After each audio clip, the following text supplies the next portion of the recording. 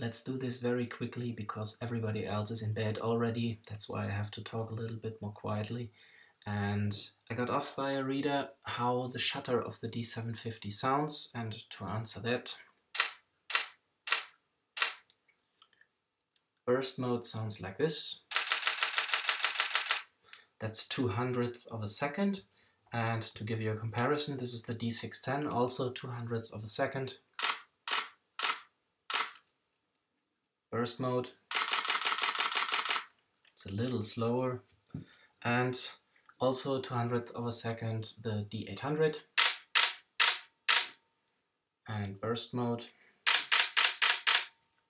Much slower because the files are bigger. And for the grand finale, the D750 again. And I hope that answered your question. Good night.